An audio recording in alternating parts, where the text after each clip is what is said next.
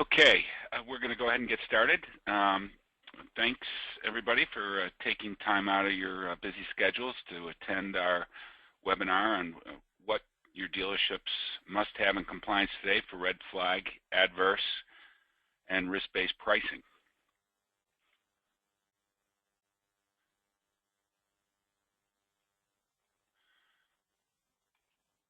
Okay, the first thing that we want to state is that we're going to discuss the topics today, but most of the information in the webinar is educational purposes and should not be construed as legal advice. As always, we always encourage everyone to consult with your outside counsel in determining the appropriate course of action for your organization.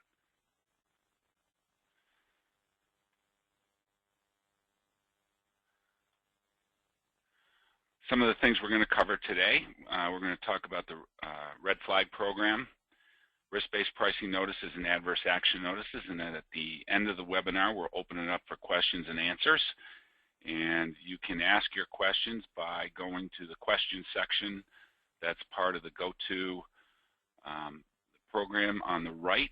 You can just type your question in there and we'll address those at the end of the webinar.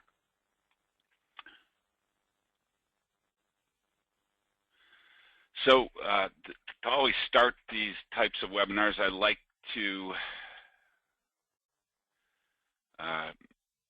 touch on what's behind, what's the reasoning or the logic behind some of the laws that we're reviewing today. The red flag regulations was put in place by the government to help fight identity theft.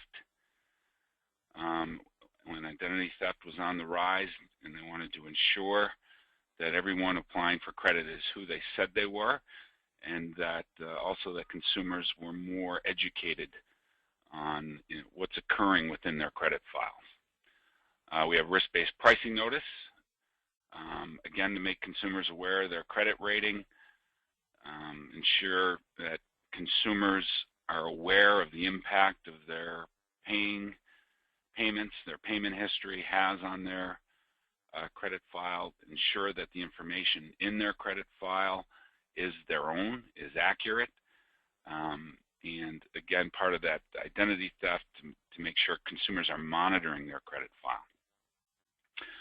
Adverse action was a part of the original FCRA, and that a consumer should be aware that a decision was made based on negative information in on their credit file.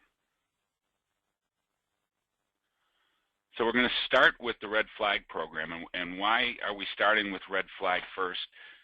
Because within this regulation, the government was very specific on what they expect dealers to have in place, and they have also discussed that they expect these same types of items in place for the other policies regarding risk-based pricing, adverse action, and even policies that we're not going to focus on today, but we'll mention at the end. But red flag again is a program that is put in place to help identify red flags, and dealerships are required, some of the things that they stipulated in the regulation, that you must have a written policy in place. They refer to it as an identity theft protection policy, an ITPP, and it's some of the things that it also states is that you have to have a training component, so you have to ensure that your users are trained, and as you have turnover within your employees, those must also be trained. You have to have a monitoring component of your red flag program, a reporting component, and an audit component. And it also states that you must have a compliance officer. That's something that's going to be a recurring theme that you're also going to hear as a big takeaway is to define a compliance officer. And a piece of that reporting component is that the compliance officer must be reporting to senior management on the status of their compliance programs. So one of the components is identifying red flags. So how do what must your red flag program have in place? It has to have in place, and this is right out of the regulation, that you must have an OFAC database search. I think that was sort of a carryover. There was OFAC laws and regulations in place previous to this regulation, but they included in this regulation. You must also have an address verification against the public record database, so you're verifying that the applicant's address is accurate. You must also do a fraud database check. There's many databases, and they're growing, that contain information such as mail drops, prisons, known fraudulent activity in the past. It must also include, master death file, social security number validation as part of the fraud database. Also a manual ID verification. Really, that's the ID verification component. So you're verifying the ID that is being presented to you at the point of purchase. What happens when you do have a red flag or an address discrepancy? You have to have a process defined in place to remediate that. The most common red flags are address discrepancies because of how databases are updated. A person can move and the database might not be updated for 60 to 90 days based on how the information in that database is captured. There are manual methods that you can utilize if an address discrepancy exists, or if there's a red flag, because again, the purpose of the red flag is to verify the person that's sitting in front of you is who they say they are, or is who they've written down on that application. And some of the manual methods are similar to those that when you might encounter when you go to renew your driver's license or get a new driver's license, change your address. Additional forms of identification, utility bills that verify the address. The problem with these methods is that typically a consumer doesn't come to your dealership with these methods of address verification. So they have to leave, and we don't like that. So what we recommend and what you will see in a good red flag program are out-of-wallet questions. And those are questions that you can ask the consumer that only they will know the answer to. And we'll see an example of those later in the presentation. But they're based on public record databases, things like previous addresses you have, and they're typically multiple choice. You have lived at one of the following 4 addresses in the past 5 years, or you own a what color car, it'll ask the color of the car. So there's typically 4 or 5 of those questions generated on the consumer, and they must answer those questions before they can proceed. Another piece that the regulation stresses is ID verification. And what this calls for, and they're very specific about what the regulation calls for, the applicant must provide a form of government ID. The ID must appear unaltered, and the image and physical description must be consistent with the applicant, meaning if it says, the ID says he's 6'4", and the person sitting in front of you is 5'4", there's an issue. And the ID also must match the application that's in front of you. The problem is that, one of the issues that our dealers face is that how do you audit this? How do you report on this? How do you show that you've done this? Some methods that we've seen are little checklists that are placed in the deal jacket by the dealer that they've done these 4 specific things. Within our system, we give the dealers the ability to check a box, and it records who checked it, the date and time they checked it, the IP address they checked it, and then it's automatically attached to the application.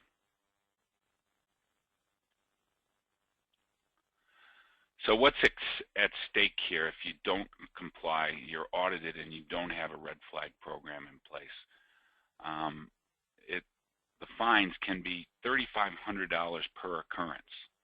So if you have no program in place, it doesn't take long to do the math to see that this could be an extreme fine and could really hurt your dealership. And if an auditor does show up at your dealership,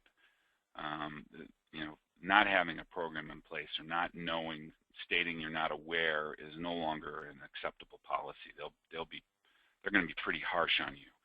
And as with all these policies, as long as you have a policy in place and that you're trying to execute the program and the policy that you have in place, they're going to tend to be more lenient if they find some gaps in your policy.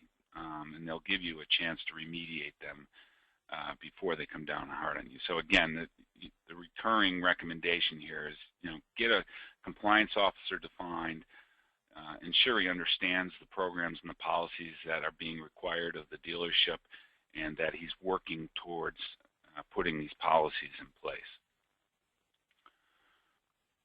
Some of the things that you might must have in place, and again, there's a little bit of recurring theme here as we go through the different policies.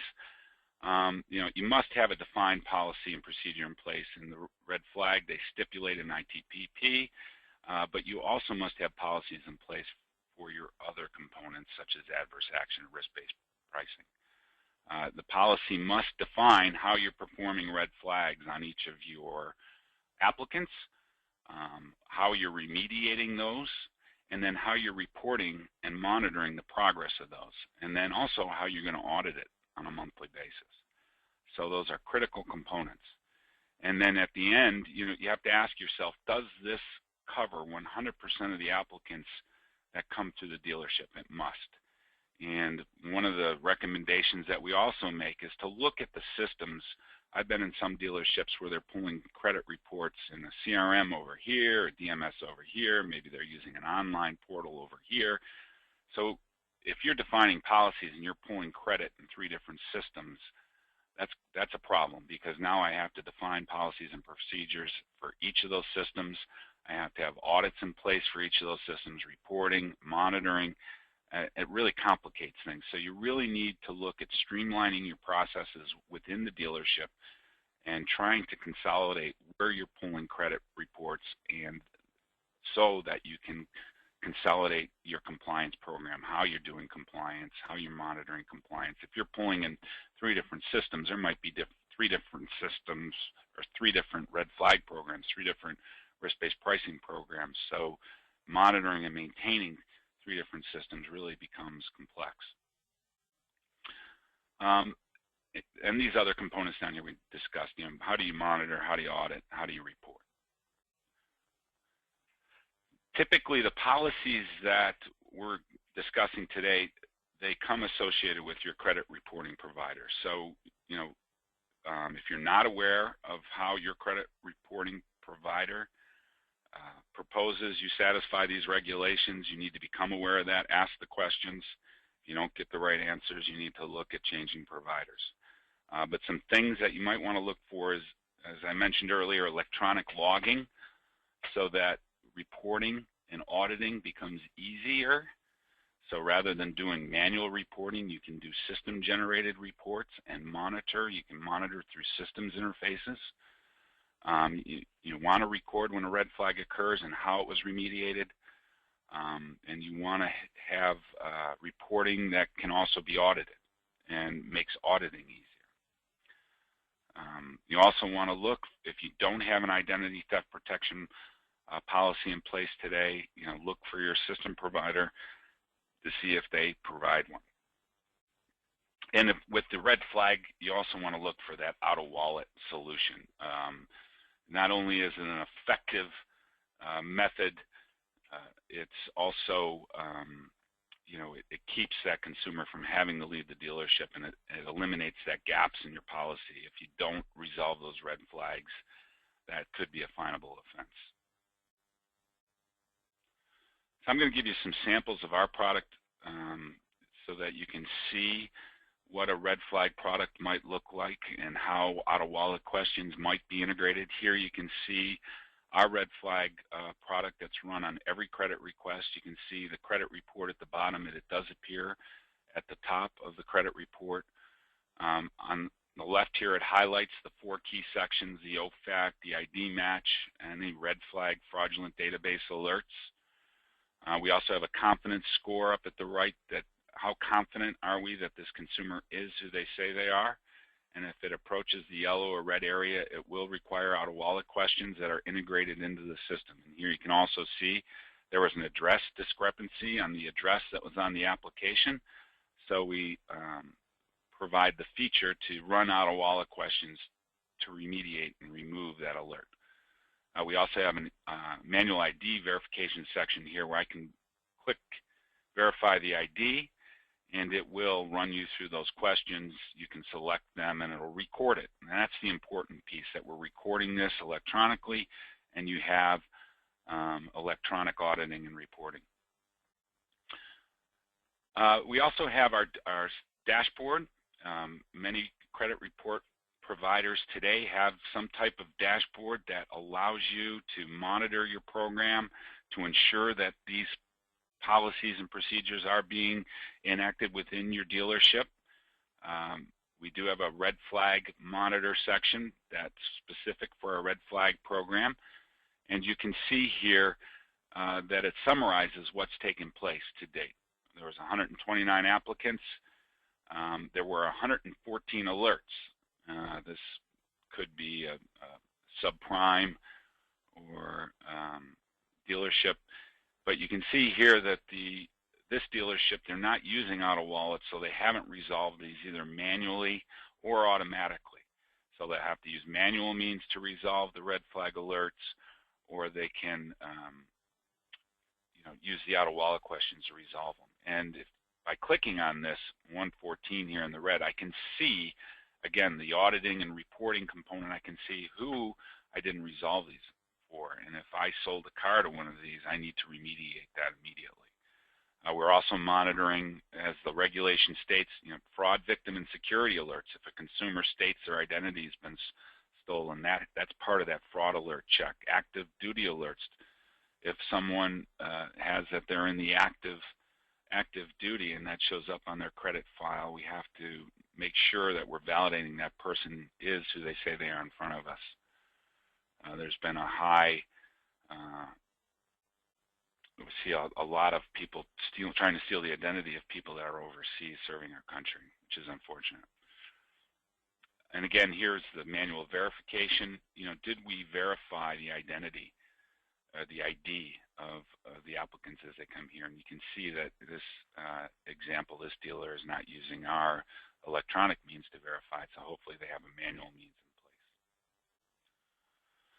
That's it for the red flag section. If you have any questions on that, be sure to note those. We'll be happy to address those at the end. We're going to talk about risk-based pricing notices. Now, a little bit of the history of the notices, how this regulation came into place. What is risk-based pricing? At a very high level, it's when you're running someone's credit, you're going to vary their interest rate based on their score or other factors in their credit report. So that's risk-based pricing. Their interest rate is going to vary based on the quality of their credit file. The official definition here is that you offer credit on material terms that are materially less favorable than your most favorable material terms available to a substantial portion of your credit customers. And we're going to talk about some of the confusion that occurred when this regulation first came out, and you can see by the definition that it's not easily understandable. So some of the confusion that we see when talking to dealerships is, do I need to provide a risk-based pricing notice to everyone or just some of my customers? Well, the original regulations stated just a substantial portion of your customers, and that that substantial proportion was left up to the dealerships to calculate.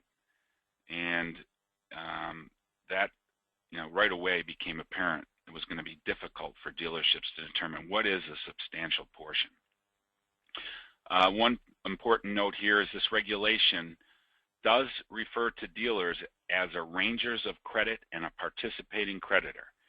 And they were very careful to include this because this sort of ties in the dealership to adverse action and the dealership's responsibilities under adverse action. So they actually defined how to calculate a substantial proportion when they came out with the original regulation. And they gave you three methods: a credit score proxy method, a tiered pricing method if you have tiers in your pricing models, a direct comparison method. But basically, you had to do a calculation that determined, the 60% of your applicants, where they fell below an average score within your dealership. That was determined the easiest method, is to calculate what's your average score, where do 60% of my applicants fall in that score range. So they realized that this was difficult to maintain, so they came out with the exception notice, right? Because not only do you have to calculate it once, you have to regularly monitor it and then regularly calculate it, which is not easy. So what they said, okay, here's an exception notice. In the amendment, they came out, they even gave an example of the exception notice that you must use. And they said, okay, you can use this notice, but you just have to give it to everyone. So if that's where the confusion is. The original regulation stated you didn't have to give it to everyone, but if you weren't, you got to calculate it. But the exception notice says you got to give it to everyone, and you must give it to them before they sign the financial contract. So 99.9% of our dealers use the exception notice to deliver it to everyone because it's an easy policy to put in place, report on, and monitor. And I actually don't know of anyone that's using the original method. So some of the advantages of the exception notice, again, you don't need to determine who gets it. It gives a score. It tells the consumer what their score was. And it also tells them the scorecard used, the bureau used. So there's a lot of advantages of the exception notice. But again, you must deliver it as soon as possible after you attain the consumer's credit score, but in all cases before the financial transaction's been consummated. Some more items that are included in the exception notice: the range of the possible scores, graphical representation of where that consumer ranks nationally, educational information relative to scores. It tells them where they can get a free copy of their credit report annually. It also gives them contact information for the credit bureaus in case they want to dispute any information. So it really is an educational piece. It's not like an adverse action sort of has a negative tone to it. This doesn't. It has a very positive tone, and it educates consumers. And for that reason, even though some of this seems burdensome to the dealership, I feel it's a positive impact on the industry, because educating consumers on their scores, how to look, ensure that the information is accurate, the impact their payment history has on their score, I think is driving up the average score, and which in turn is going to drive up consumer buying power. What's at stake if you don't have a risk-based pricing policy in place? Again, the fines are heavy. It's per instance, again, $3,500, and this one can be part in a civil suit, and we don't want civil suits because now you have lawyers possibly out there specializing in this, looking for dealerships not compliant, and then asking to reach out to everyone that's purchased a car from you over the last year for the purposes of participating in a civil suit. Again, we talked about a redundant message here. What must your dealership have in place? Policies. You must have a defined policy, how your dealership has a risk-based pricing notice policy in place, how it ensures that everyone is receiving a copy. Again, it's got to entail all the systems you're pulling credit from, how it's going to be generated, and at the end you got to ask again, will 100% of my applicants receive a copy of the notice? And reporting, auditing, all has to be included in your policies. So again, features to look for in your credit reporting solution: know where the risk-based pricing notice is available to your users who are pulling credit. If your credit provider is not providing risk-based pricing notices, you need to address that immediately. One of the things, again, that we're looking for in a policy is automation. Right? You don't want to be reliant on manual practices, because manual practices are hard to audit, they're hard to report on. So when you're defining your policy, see how you can eliminate those manual practices. And our best practice that we recommend to dealers is to use, and we're going to talk about this, features to look for in a credit, automated, a way to automatically mail a notice to a consumer. So put a policy in place that states that when the consumer is in your finance office, you're printing the risk-based pricing notice, you're printing 2 copies, you're asking them to sign one, you give them one, they're signing that they've received it, put a copy of that in your deal jacket. Anybody that doesn't make it to the finance office will be automatically mailed a risk-based pricing notice. So now I have an audit report that shows who made it to the finance office, who I printed these for, and that who were mailed. That can be electronically audited, reported on, and it's a very good policy so that you can rest assured that every applicant that comes into your, or that you pull a credit report on, not necessarily comes into your dealership. That's why this policy fills that gap, is going to receive that notice. Online applicants maybe that you pulled a report on, maybe an applicant that you've had email correspondence with, or someone that came in, you pulled a credit report on, but they left before they made it to the finance office. This policy ensures everyone will receive it. So we're going to show you a little bit of what our system offers. Here you can see an example of a risk-based pricing notice. It has the score, the bureau, the scorecard name. Here's that range I mentioned earlier. It shows where the applicant sits in terms of the rest of the country with this score. Again, as a monitoring tool, we have our risk-based pricing program monitor within our dashboard. It's going to tell us how many of these applicants are queued to be mailed by the mail house, and how many notices are scheduled or have been delivered. This number must also always be 100%. 100% of the applicants must receive a notice. So this is an easy program. If you have the right policy in place, it becomes a real easy program to monitor and audit.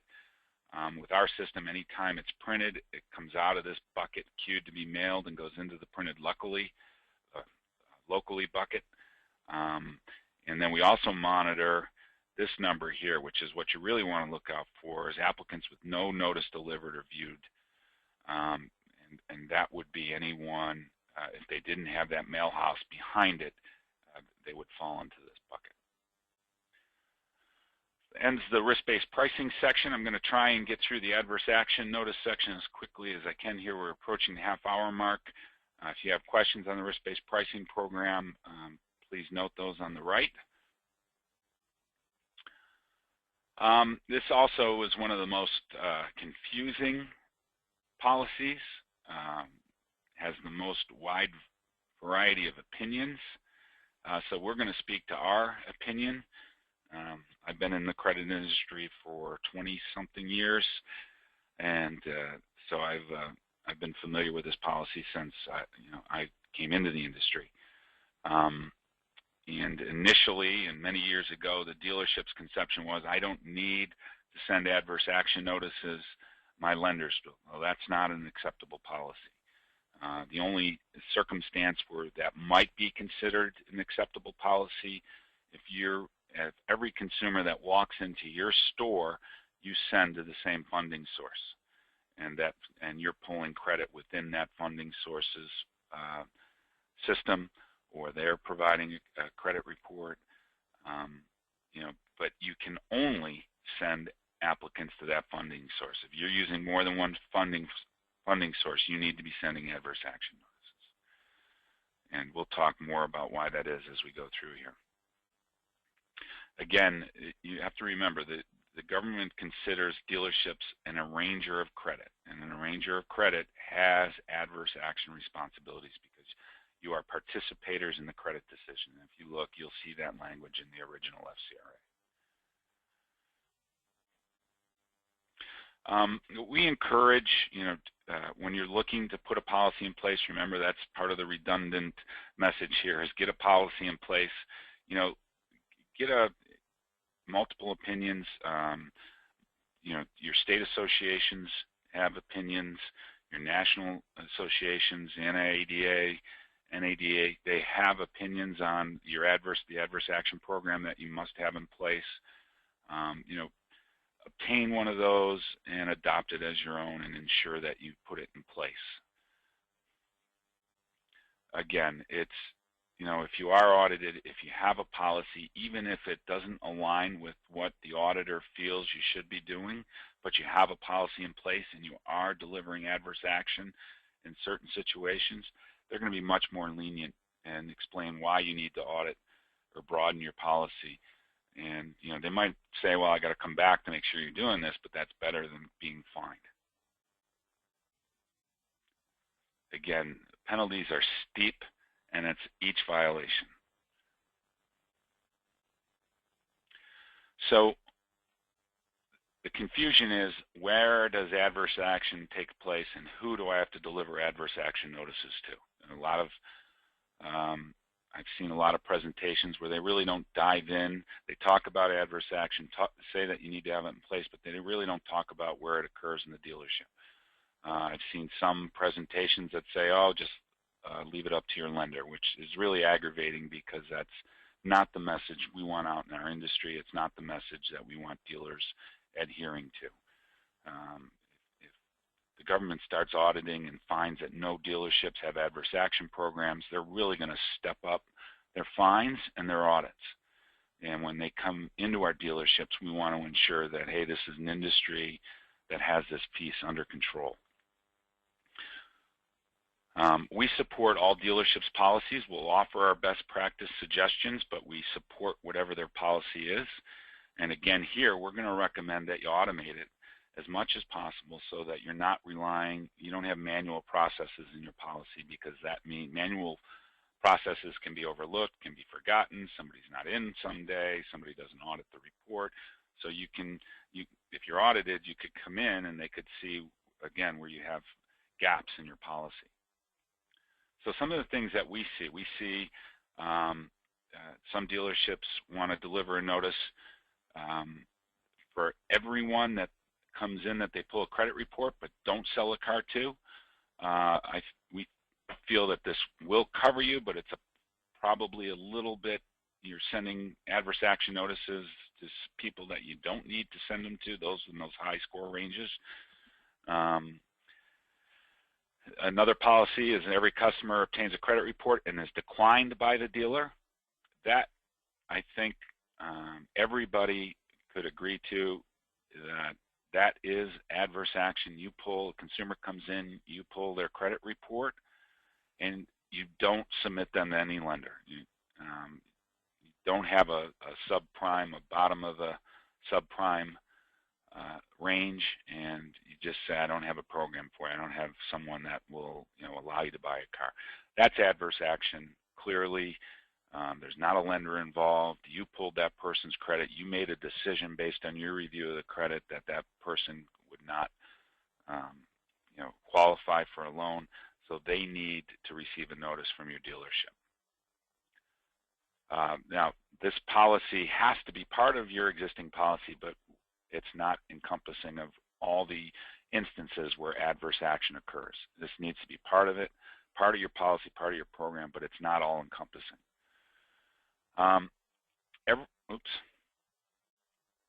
Every customer for whom the dealer obtains a credit report below a certain cutoff, the theory here is, and it's a good theory, but again, it's not all encompassing, that my primary lender, I need to send an adverse action letter to my everybody I don't send to my primary lender because they fell below a score cutoff, so I didn't submit them to my primary lender. So therefore, I made a decision based on reviewing their credit to send them to a lender where the terms may have not been as favorable as my primary lender. That is adverse action, but again, it's not an all-encompassing policy. So let's let's look at some language out of the regulation of where adverse occurs. This first one here is what we just talked about. A dealer takes a credit application from a customer to finance the sale of a vehicle. They cannot find a buyer for the installment sales contract, and they are unable to offer financing to the customer. Absolutely, we just discussed that. I think we can all agree that's adverse. The second one is where the confusion lies. The customer applies for credit on certain terms.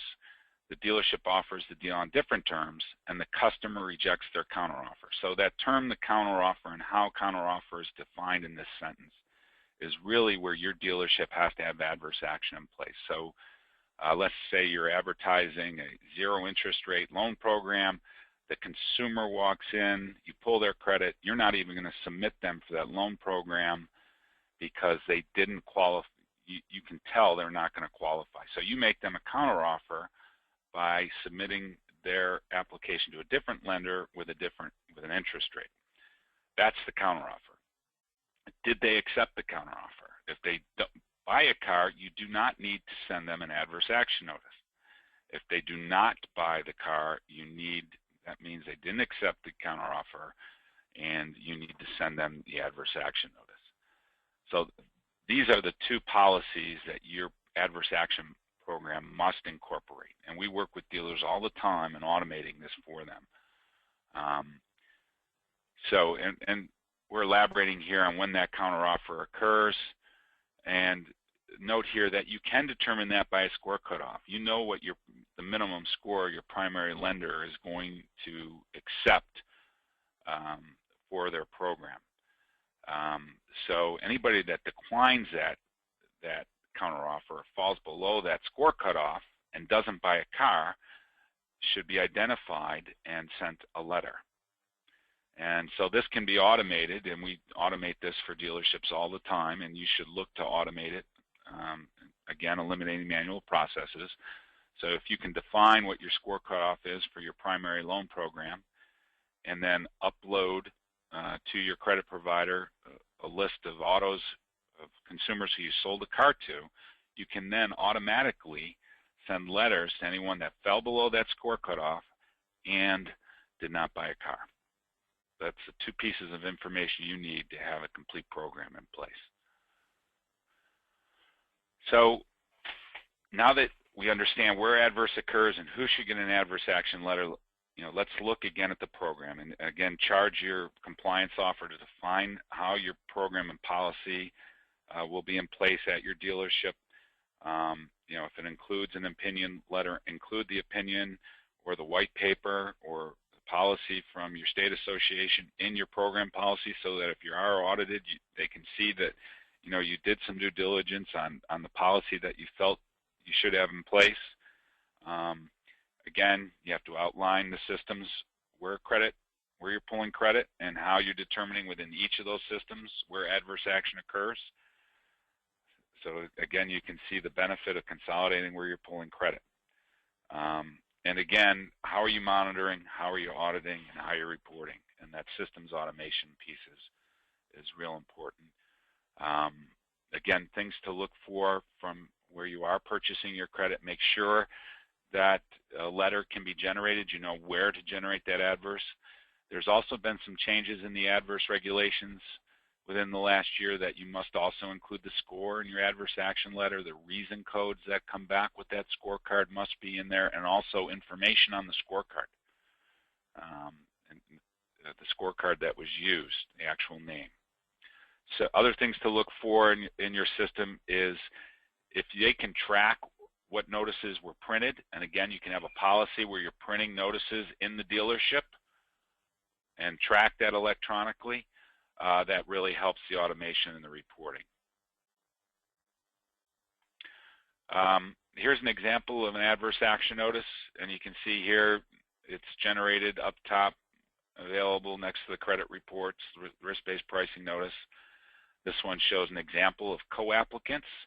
Remember these things that all the policies that we talked about, co-applicants must be included in these policies. And again, we have our dashboard here to help the dealerships monitor, and we're looking at the applicant's letters that were mailed, and you can view the applicants who did receive a letter, who didn't receive a letter, and compare that to your list of autos sold. Okay, quickly here, other policies to be aware of, and these are other policies that we're seeing being enforced. You know, privacy policy, you must hand every consumer, deliver to every consumer a privacy notice, you know, what you're going to do with their information, what you're not going to use their information for, so you're disclosing it to the consumer. You must have security policies in place around your technology and your infrastructure systems, and be training your employees on.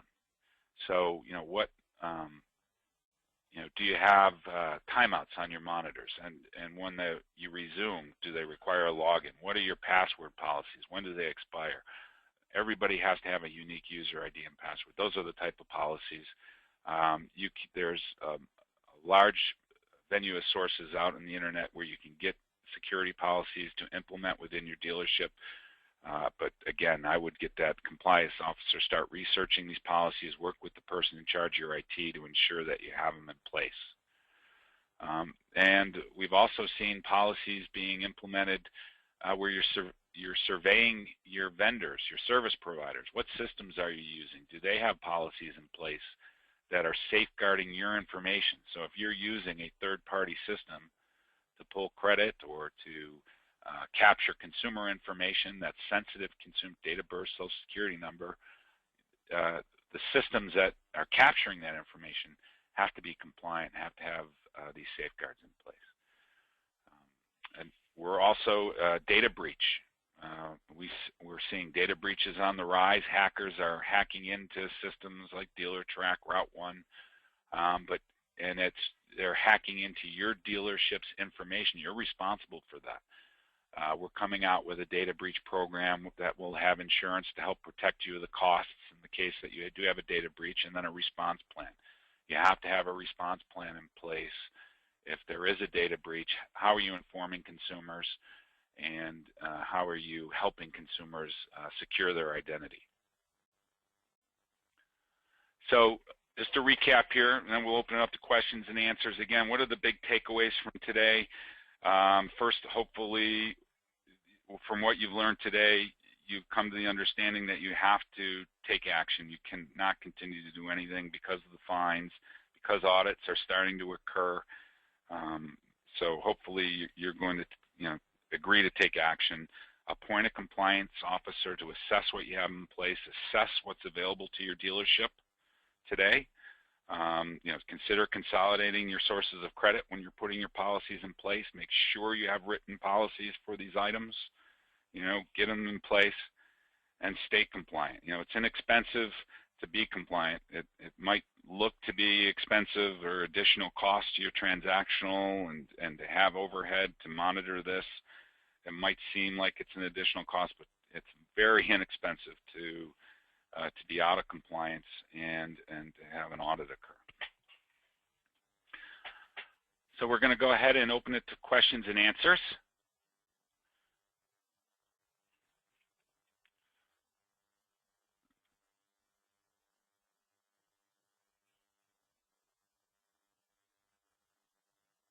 If you have a question, please feel free to enter it on the right. We have our first question. Can these be printed off? I'm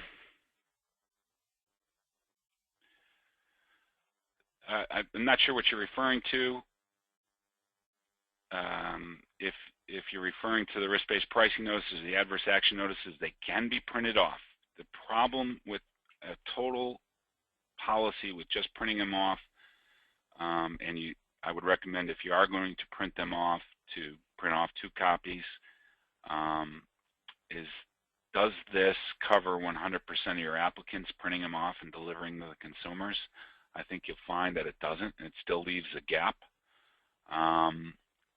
You have to audit it. If you are going to print them off, you know, make sure your system provider tells you who you printed them off for and who you didn't. You know, if my policy is to print them off and put them in the deal jacket, how do I account for people I pull credit on that I don't have a deal jacket for? Where am I storing those that I didn't have a deal jacket for? So it presents some challenges when it comes time to audit and report on how your program is doing. You know, if you're to audit that, you really need to be auditing your deal jackets. I'm not sure.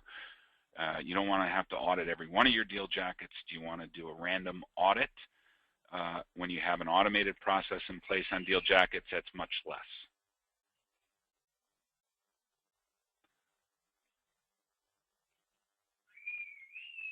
Okay.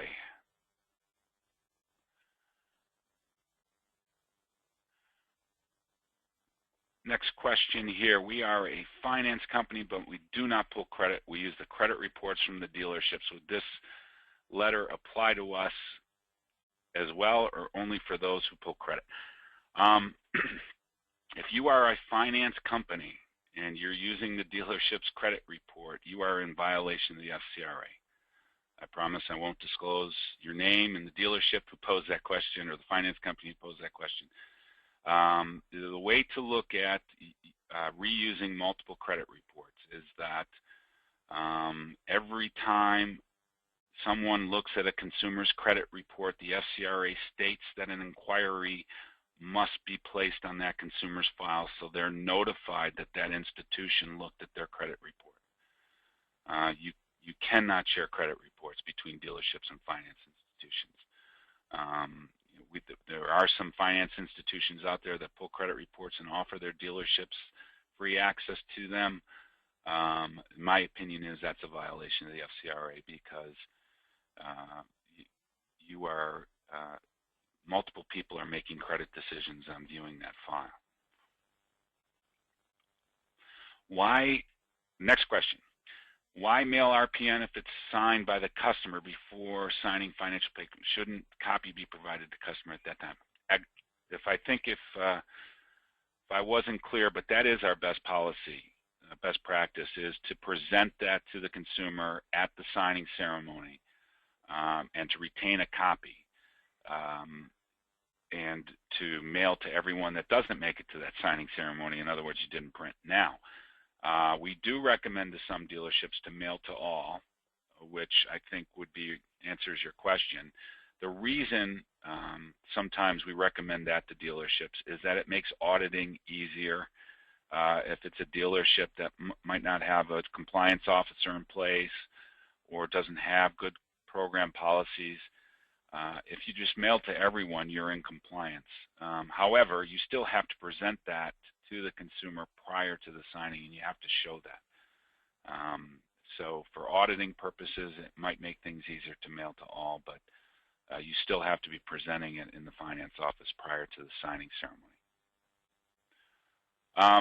Can I receive a hard copy of the webinar? Yes, you can. If you email our support desk, they'll be happy to mail you a copy, support@700credit.com. They've already been given a copy. How does the identity verification methods section apply to customers to submit applications online? If there is a red flag, is there a process that we can use to rectify red flags for these customers? First piece, the ID verification. You have to verify that person is who they say they are before you deliver the car. So at some point, you need to be verifying their identity. And whether it's a notarized copy of their driver's license, I'm not sure of the acceptable methods there, but you have to verify their identity. If there is a red flag, you can run red flag on online applications, right? Because they're database validations or database checks. And if there is a red flag, you can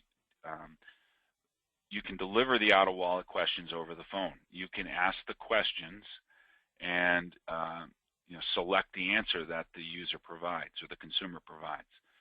We see some dealerships ask and they populate the answers based on the consumer's response. We see some dealerships turn the monitor around and ask them for their answers. We see some dealerships print off a copy and have them populate it. So there are various methods that you can do.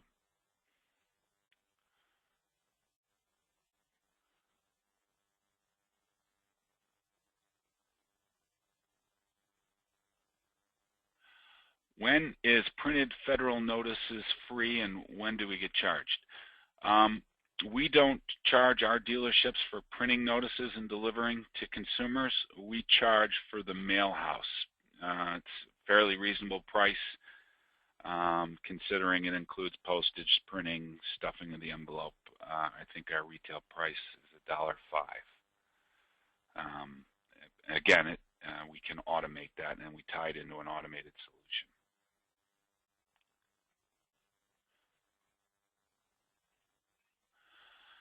If we are already using 700 credit, do we need to worry about any of these issues? You do. We provide the tools. You need to be ensured that your dealerships has policies in place that utilize the tools. So you still need to have policies in place. The policies that we provide our dealerships include the usage of our systems. So they're encompassing, they talk to how items are going to be satisfied and fulfilled. But you have to have these policies in place. You have to be auditing, right? You have to be monitoring, and you have to be reporting. So you have to have a compliance office, compliance manager that's utilizing the tools.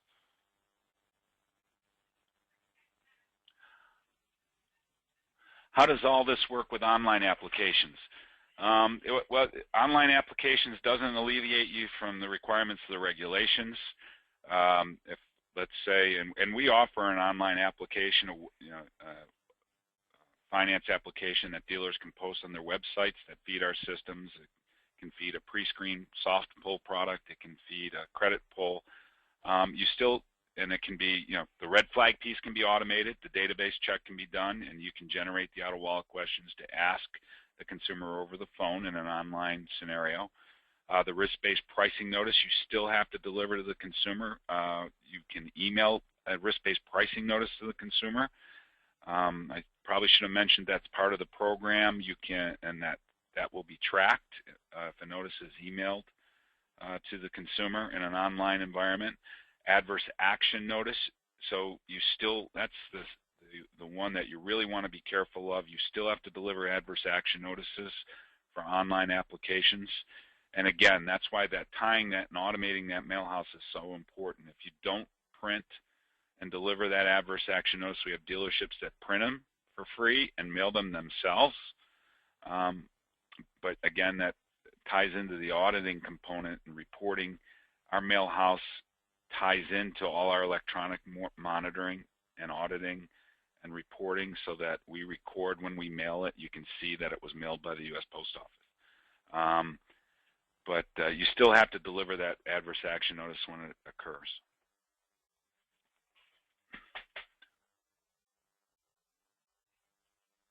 Can the information, the PowerPoint, again, we can send it to you. You can print it if you like. Again, support at 700credit.com.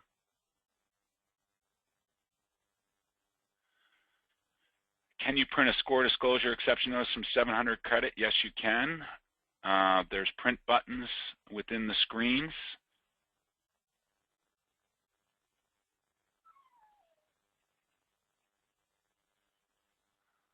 Can I use the system within my CRM, or do you have a dealer portal? We pull credit within Route 1 today. For those who might not be aware, we are integrated into most third-party systems. We're probably the largest integration partner out there. We integrate with all the major providers, and DealerClick, VinSolutions, DealerSocket, for instance. All these products and services are available within those solutions. So if you use those and would like to pull credit within those systems and satisfy your compliance, the dashboard's available within those systems. The notices are available within those systems. We also, Route 1, we are a credit provider within Route 1. We can deliver notices, red flag within Route 1. Some of the automation tools aren't available within Route 1. Route 1 also has a very comprehensive compliance solution.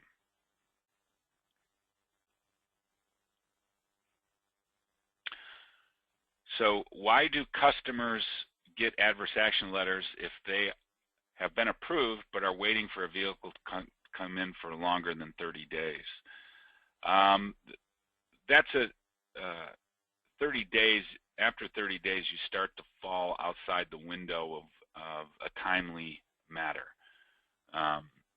We have some of our automation solutions automate and mail notices for everyone who qualifies 15 to 20 days after the credit was pulled, which we feel is a timely manner. And some of the regulations state within a timely manner. You can, within our systems, you can unselect applicants who might be waiting for that delivery of the vehicle to not receive that notice. How long do we keep, do you have to keep records on risk-based pricing and adverse action for audit purposes? We recommend 5 years. So all our dealerships, some of the regulations, for instance, credit applications, you must retain a signed credit application of the consumer who applies for credit. You have to retain those 5 years.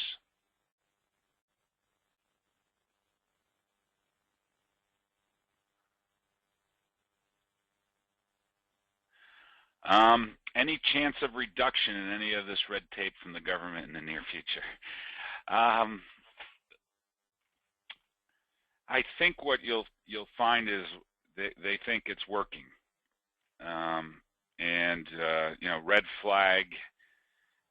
One of the nice byproducts that we've seen with red flag, and we've seen our red flag products stop theft, right? So, which also has a high cost to it. A fraudster walks into your dealership posing as someone else with the intention of purchasing a car and walking out and never making a payment. We've seen multiple instances of that where our red flag product has afforded that. The risk-based pricing notice, I think it's working in terms of it's educating consumers. And more consumers are aware of what's in their credit file. I would like to see a more comprehensive policy with risk-based pricing and adverse. I think both notices is a little redundant, but I don't see any modification of that coming shortly.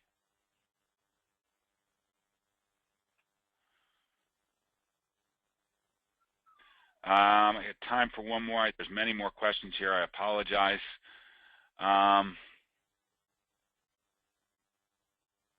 We do not pull credit report at the time of sale, but report monthly to credit bureau. Do we need risk-based pricing notice? If you're not pulling credit, you do not need to provide risk-based pricing notices. However, I've seen instances where the dealer might not be, but the lender is.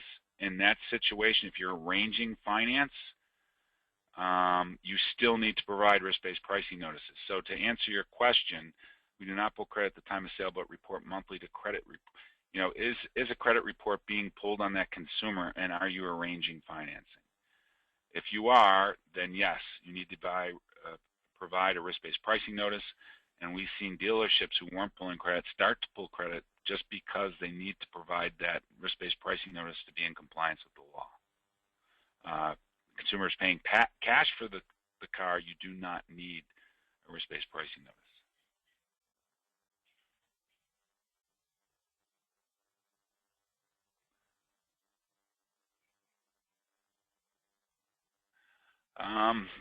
One more. If they do not contact us or purchase a car, we don't have to verify identity or rectify red flags. They do not, we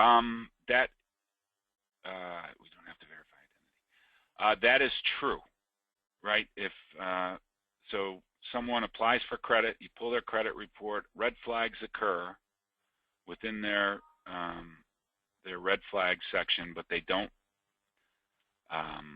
purchase a car, you do not have to rectify the red flags or ask them the out-of-wallet questions. That's why a lot of our dealerships that use our program, they're part of their check in the finance office, and part of their policy is that they include a copy of that red flag report, and it must say okay to proceed. It doesn't, then there's no alerts on that file. So it's their stopping point, their checkpoint to ensure that if there are red flags, they were addressed before that car was purchased. Oh, I have to answer this one. How do I obtain 700 credit? If you are interested in 700 credit, again, you can send an email to support at 700 credit. You can call in to 700 credit. If you'd like to hear more about some of our products and services, or if you'd like some assistance, we help dealerships every day put good programs and policies in place. We'd be happy to assist you. Again, thank you very much for attending today. I hope you found it valuable, and please look forward to more seminars from 700 Credit. Thank you very much.